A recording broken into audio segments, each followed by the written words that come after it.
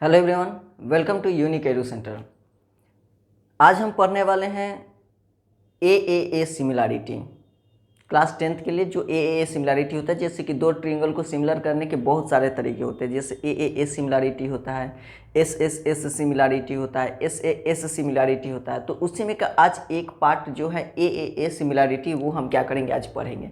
इसमें जैसे देखो तुम्हारा लिखा हुआ है कि if in two triangles the corresponding angles are equal then their corresponding sides are proportional. कह रहा है कि अगर किसी दो ट्रायंगल को ले लिया जाए, अगर हम किसी दो ट्रायंगल को ले लें और उनके दोनों ट्रायंगल का अगर कॉरेस्पॉन्डिंग एंगल्स इक्वल है, अगर दोनों ट्रायंगल के कॉरेस्पॉन्डिंग एंगल्स अगर इक्वल हैं तो उनके कॉरेस्पॉन्डिंग साइड्स भी क्या होंगे, प्रोपोर्शनल होंगे। ये ए सिमिलैरिटी कहता है। And hence the triangle are similar, और इस तरह दोनों ट्रायंगल क्या होंगे, सिमिलर भी होंगे।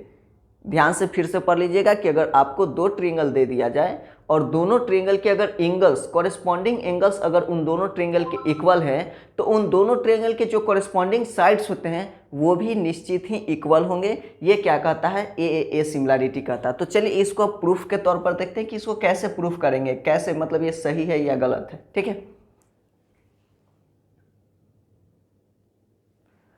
देखिए तो हम अब क्या करते हैं, इसके लिए हम सबसे पहले दो ट्रायंगल बनाएंगे। हम क्या करेंगे, पहले हम क्या करते हैं, एक ट्रायंगल ये बना दिए, ठीक है, और एक सेकंड ट्रायंगल पर हम क्या किए, यहाँ पर बना दिए। ठीक है, कह रहा है कि ये है ए बी सी, ये आपका है डी ई एफ। ठीक है, दो ट्रायंगल। तो सबसे पहले लिखेंगे गिवन। ठीक है, हर बात का प्रूफ करने का एक स्टेप होता है, स्टेप वाइज चलेंगे। सबसे पहले गिवन, तो हमको दिया हुआ क्या है कि A B C and D E F are two triangle such that. ठीक है, इसमें दिया क्या गया है, कह रहा है कि कॉरेस्पॉन्डिंग एंगल इक्वल है such that angle A equal है एंगल डी के, एंगल बी इक्वल है एंगल ई के, और एंगल सी जो है वो इक्वल है एंगल एफ के। यानी कि ये जो एंगल है इक्वल है इस एंगल के, ये वाला जो एंगल है वो इस एंगल के इक्वल है, और ये वाला जो एंगल है वो क्या है, इस एंगल के इक्वल है। ये चीज़ आपको ऑलरेडी दिया हुआ है। बाकी आपको क्या करना है, दोनों ट्रायंगल को सिमिलर प्रूफ करना है। टू प्रूफ में क्या लिखेंगे, टू प्रूफ में हमको क्या करना है, तो हमको प्रूफ करना है कि जो ट्रायंगल ए बी सी है वो सिमिलर है ट्रायंगल डी ई एफ के। ठीक है, ये हमको क्या करना है, प्रूफ करना है। एक छोटा सा इसके लिए हम क्या करेंगे, कंस्ट्रक्शन करेंगे। अगर बात हम कंस्ट्रक्शन वाले पार्ट की करें तो एक छोटा सा कंस्ट्रक्शन करेंगे। क्या करेंगे, कट डी पी।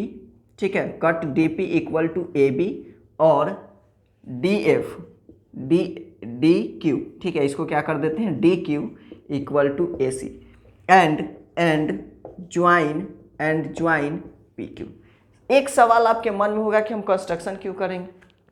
देखिए एक्चुअली में क्या था कि ये दोनों दिया हुआ था कि हम जानते हैं कि अगर सिमिलर होगा तो सिर्फ प्रोपोर्शनल होगा, इक्वल नहीं होता है सिमिलैरिटी में। ठीक है, तो हम इतना जानते हैं कि दो ट्रायंगल है, दोनों का एंगल इक्वल है। साइड का क्या लेंथ है हमको नहीं पता है, साइड ये वाला बड़ा है या फिर छोटा है हमको नहीं पता, तो हम मान लेते हैं कि ये वाला जो साइड है इससे क्या है, ग्रेटर है, ऐसा मान लिए। ठीक है, कि मान लिए कि ये वाला साइड जो है इससे क्या है, ग्रेटर है। तो कोई ऐसा तो पॉइंट होगा जहां दोनों साइड इक्वल होंगे। अगर मान लीजिए कि ये 5 सेंटीमीटर के हैं और ये 7 सेंटीमीटर के हैं, तो जब ऊपर से करेंगे तो कहीं ना कहीं तो आके यहाँ पर मान लीजिए 5 आएगा, कोई तो ऐसा पॉइंट होगा ना। तो वहीं उसी पॉइंट पर हम क्या कर लिए, कट कर लिए कि ये मान लेते हैं कि ये पॉइंट क्या है, पी और क्यू। इसको क्या मान लिए, इसको मान लिए पी और यहाँ मान लिए क्यू। और इस तरह से माने कि ये वाला जो साइड है इसके इक्वल है और ये वाला जो साइड है इसके इक्वल है। कुछ इस तरह से हम क्या किए हैं, कट किए हैं। अब आते हैं प्रूफ पर। अब कहाँ आएंगे, अब आते हैं प्रूफ पर। तो प्रूफ पर क्या करेंगे, ठीक है, सबसे पहले जो चीज़ हम लोग को दिया गया उससे चलेंगे। हम लोग को क्या दिया गया है, ठीक है, कि आप ध्यान से देखिएगा। तो हमको अब ये साइड इक्वल है और एंगल इक्वल है। तो सबसे पहले चलेंगे फ्रॉम ट्रायंगल। सबसे पहले चलिए from triangle A B C and triangle D P Q. अगर दोनों ट्रायंगल का बात करें तो क्या क्या इक्वल है, ध्यान से देखिएगा। तो ए बी जो है वो इक्वल है किसके, डी पी के, और जो ए सी है वो इक्वल है किसके, डी क्यू के। ये दोनों बाई कंस्ट्रक्शन, ये दोनों कंस्ट्रक्शन से देखिएगा तो दोनों एक दूसरा के क्या इक्वल है। और उसके साथ angle A equal to angle D, angle A equal to angle D ये दिया गया है। ये ऑलरेडी आपको देखिए, यहाँ ध्यान से देखिए, ये आपको क्या था, दिया गया था कि एंगल ए इक्वल टू क्या है, एंगल डी है। अब जब दोनों का देखिए दो साइड और एक एंगल, ध्यान से देखिए, तो ये साइड इसके और ये साइड इसके और उसके साथ दोनों एंगल, तो जब भी दो साइड और एक एंगल इक्वल हो जाए तो उसको कॉन्ग्रुएंट बोलते हैं। जब दो साइड और एक एंगल इक्वल हो जाए तो उसको क्या बोलते हैं? कॉन्ग्रुएंट बोलते हैं। इसलिए ट्रायंगल जो ABC है वो कॉन्ग्रुएंट हो जाएगा ट्रायंगल किसके? DPQ के। किससे? By SAS। होगा कि नहीं होगा? तो ये आपको पहले दोनों ट्रायंगल क्या हो गए? कॉन्ग्रुएंट हो गए। और जैसे ही कॉन्ग्रुएंट होंगे उसके आगे हम बता रहे हैं, पहले आप वीडियो को पॉज कर लीजिए, वीडियो को पॉज करके पहले इतना लिख लीजिए, फिर हम इस पार्ट को इरेज करेंगे और उसके आगे के बारे में बताएंगे। तो आप वीडियो को पॉज करके लिखिए, तब तक हम इसको इरेज करते हैं।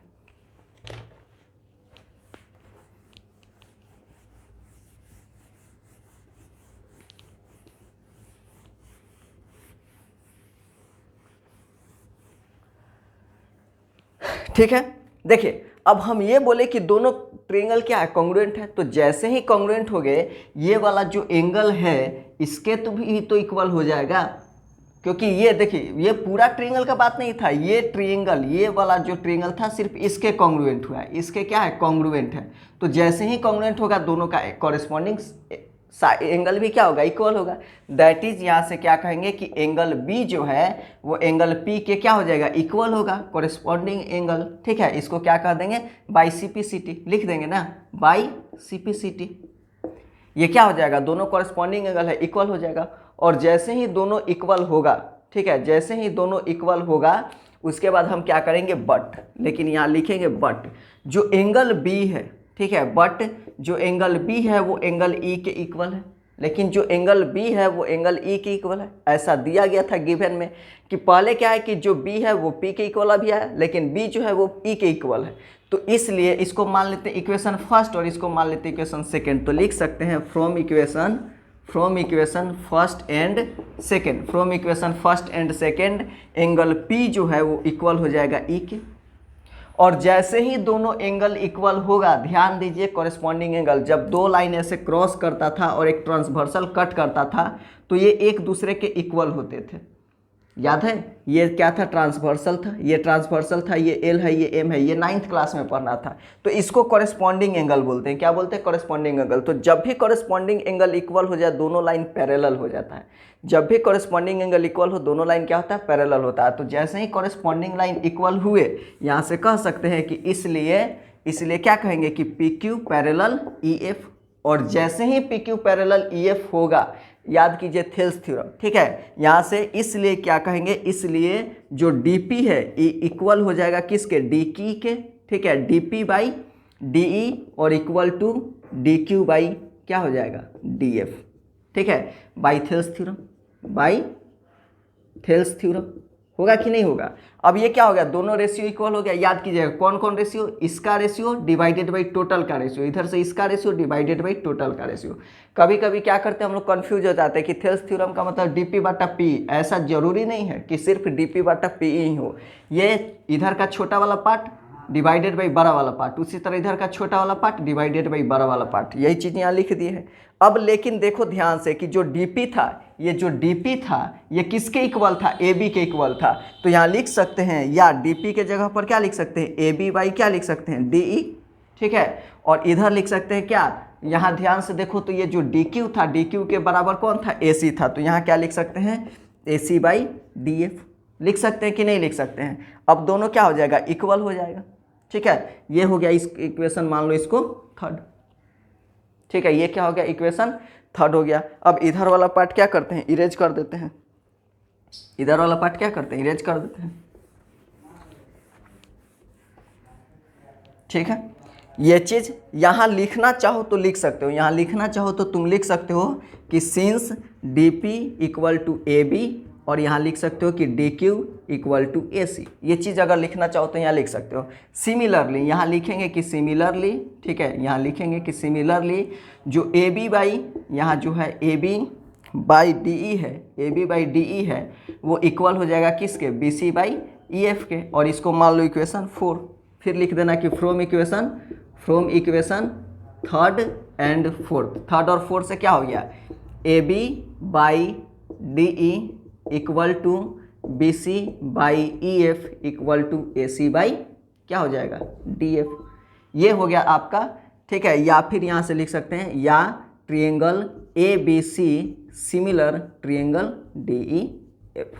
ठीक है, तो देखो ध्यान से अगर देखोगे तो वही ना कह रहा था कि जब एंगल इक्वल होंगे तो या तो साइड प्रोपोर्शनल होगा या एंगल दोनों ट्रायंगल सिमिलर होगा। यही तो प्रूफ तो करना था कि अगर एंगल इक्वल है, अगर तीनों के तीनों एंगल इक्वल है, जब भी तीनों के तीनों एंगल इक्वल होगा तो या तो साइड प्रोपोर्शनल होगा या फिर कहें दूसरे लैंग्वेज में तो दोनों ट्रायंगल क्या होगा, सिमिलर होगा। तो कोई भी दो ट्रायंगल सिमिलर हो जाएगा अगर सिर्फ उसके एंगल क्या हो जाए, इक्वल हो जाए। अब इसी को एक और नाम से जानते हैं, ए सिमिलैरिटी को। ठीक है, और नाम से जानते हैं, दूसरा नाम क्या है, ए सिमिलैरिटी।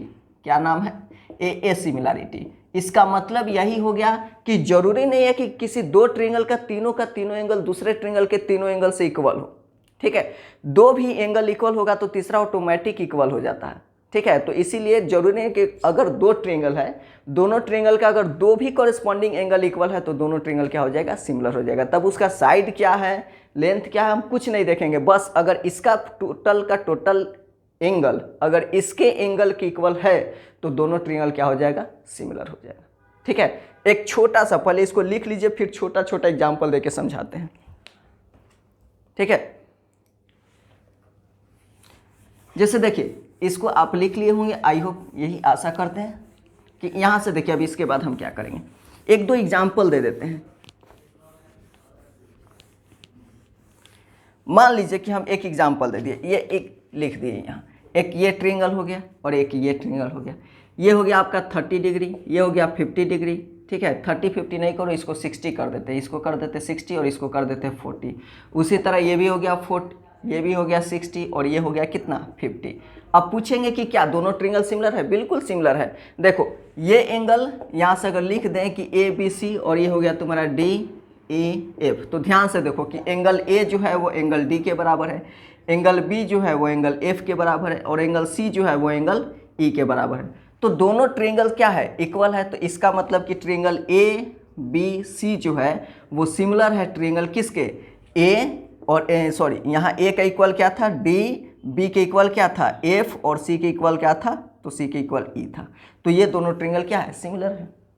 तो एंगल सिर्फ इक्वल हुआ, जैसे ही एंगल हमको इक्वल देखेगा तो हम इसका मतलब हम कभी अब ये नहीं सोचेंगे कि साइड क्या है, साइड देखेंगे नहीं, सीधे कह देंगे कि दोनों ट्रायंगल क्या है, सिमिलर है।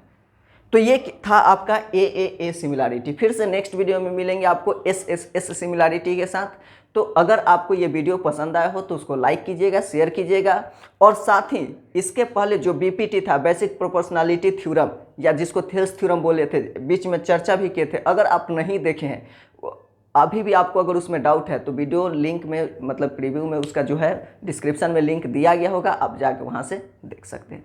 तो आज के लिए बस इतना ही रहता है, फिर से मिलते हैं आपसे नेक्स्ट वीडियो में।